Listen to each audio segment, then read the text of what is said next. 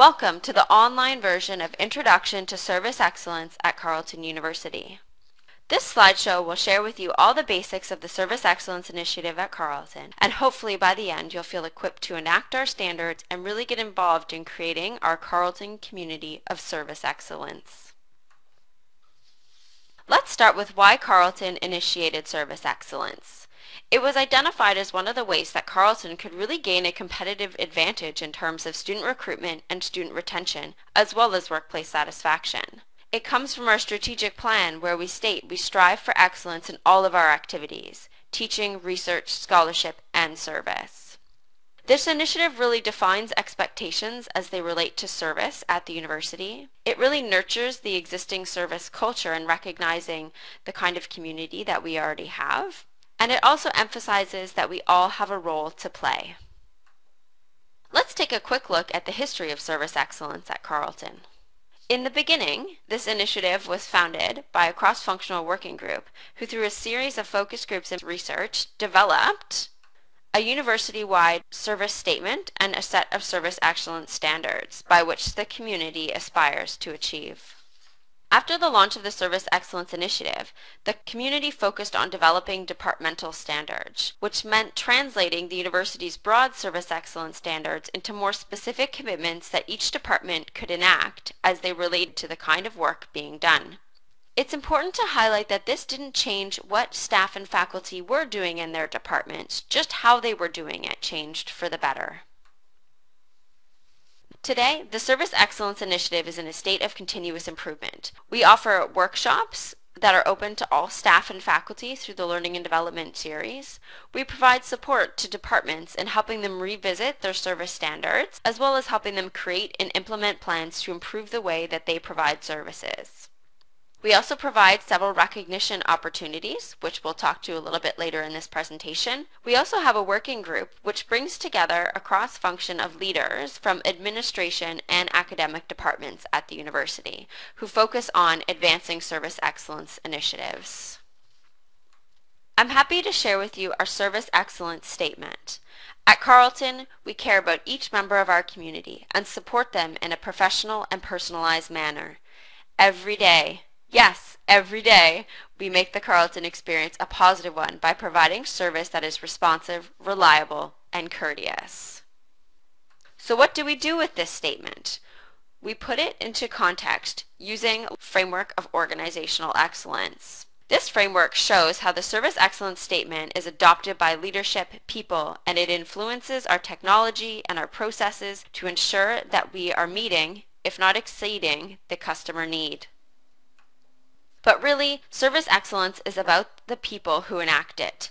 You and I ensuring every day that we provide service in the way that aligns with our service excellence statement. Because our customers are key in this framework, it's important that we ask, who are our customers? Here are some of the most common customers at Carleton University. Once you know who your primary customers are, it's important that you really understand what they need, why they need it, and the means in which you're best to be able to meet those needs. Keep in mind that every customer group is different and will have diverse needs, and their needs may change throughout the academic year.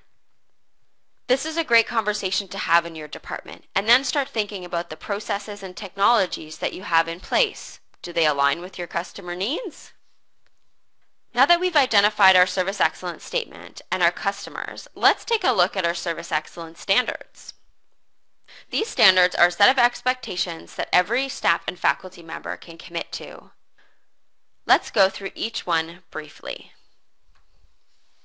The first service excellence standard is we care.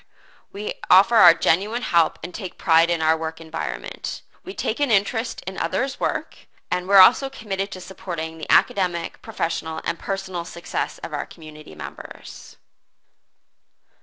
The second standard is we are professionals, which means we are really ambassadors of the university. We share our pride in being a part of the community. We continuously educate ourselves in our work, and we protect the privacy of others in conversation and correspondence.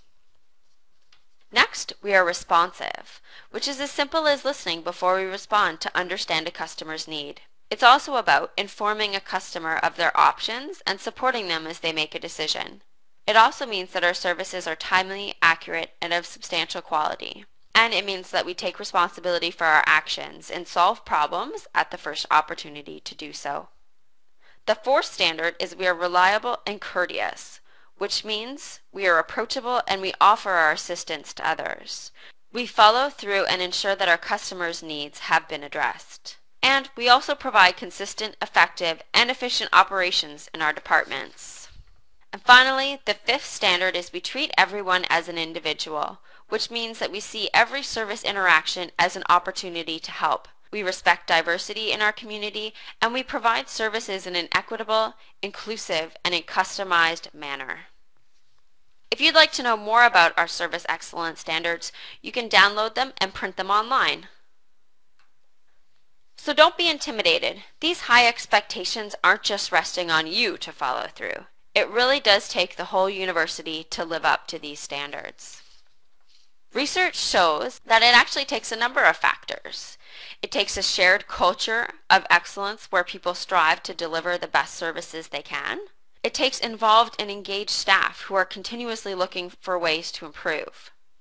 It takes values, behaviors, and attitudes of staff and faculty that model the values of the university. And it takes leadership, so our executive leaders and management team that is committed and supports to service excellence, as well as role modeling it on a daily basis. It also takes a customer focus, and it takes processes and technologies that are refined and accessible and support delivering services in an efficient way. And finally, we need methods to assess how we're doing across campus, so it takes measurement. And that's when service excellence happens. The Service Excellence Initiative without all of these factors is just words on paper. It's your actions that bring them to life. Since we know that service excellence is happening at Carleton, it's important that we're actively measuring it. This is done in many ways. Some of the most common methods used at Carleton are focus groups and discussion groups, point of service feedback, internal measurements, social media polls, and feedback from staff. The university's Office for Institutional Research and Planning also does several university-wide surveys to students and staff which measure student engagement and satisfaction levels. The outcome from Carleton's satisfaction surveys has found that departments score well based on the quality of personal interaction, and that there's a correlation between the overall satisfaction and the better the understanding the needs of the requirements of their customers. So the better that staff are able to understand the needs and requirements, and the more courteous and helpful staff are, the higher the overall department is scored. Finally, the best way to encourage others to enact service excellence is to recognize it. A few options are send an excellenceogram, which you can do online anytime. You can also participate in the Service Excellence Awards, which recognize outstanding staff or faculty who enact service excellence in all that they do. Nominations for these awards open in November and they are awarded at the luncheon in February. And the last and probably the simplest method is to just say thank you and really reinforce excellent service when you receive it. Finally, some other support and resources that we offer through the Service Excellence Program are learning and development workshops, departmental specific training. We have several online resources. You can also follow us on Twitter at @CU_quality and #CUExcellent. And we also participate in some of the group discussions that happen in the Fresh Thinking series on LinkedIn. If you'd like to talk more about service excellence in your department, please contact us. Thank you very much, and be excellent.